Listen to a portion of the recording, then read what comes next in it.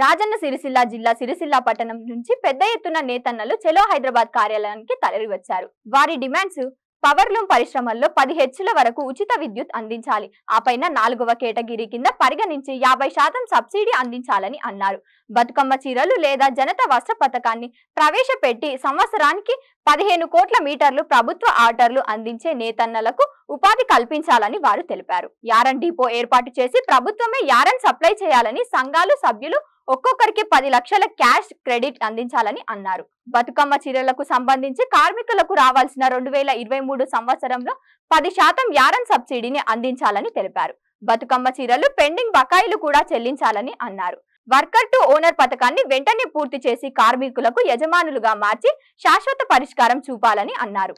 యానర్ కొనుగోలుపై 20% సబ్సిడీ అందించి పరిశ్రమకు తోడ్పాటును అందించాలి. కార్మిక సంక్షేమం పథకాలు అయిన 10% యారన్ కొనుగోలుపై 20% సబ్సిడీ అందించి పరిశ్రమలకు తోడ్పాటును అందించాలని అన్నారు. కార్మిక సంక్షేమం పథకాలు అయిన 10% యారన్ సబ్సిడీ, త్రిష్టు నేతన్నలకు చేయూత నేతన్న బీమా పథకాలను యథావిధిగా అమలు చేయాలని అన్నారు. ప్రభుత్వ సిరిసిల్లాలో మార్కెట్ సౌకర్యం కల్పించే విధంగా సిరిసిల్లాలో నేత బజార్ను ఏర్పాటు చేయాలని వారు తెలిపారు.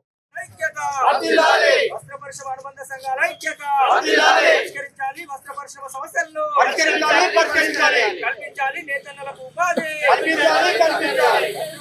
ప్రభుత్వ నిర్లక్ష్య వైఖరి వస్త్ర పరిశ్రమ పట్ల ప్రభుత్వ నిర్లక్ష్య వైఖరి వస్త్ర పరిశ్రమ సమస్యలు పరిష్కరించేంత వరకు కల్పించాలి. ఉపాధి అందరికీ కల్పించాలి.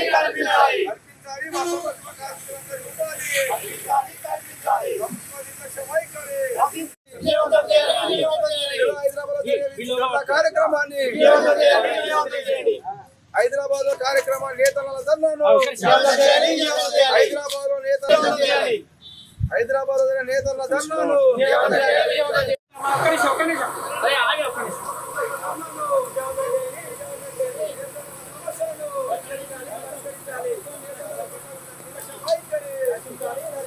ఆత్మహత్యలను కార్మికుల ఉపాధి కల్పించాలి.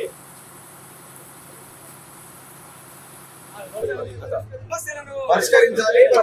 చలో హైదరాబాద్ కార్యక్రమాన్ని విజయవంతం చేయండి. నేతన్నల పట్ల ప్రభుత్వ నిర్లక్ష్య వైఖరి కల్పించాలి. నేతన్నలకు వెంటనే ఉపాధి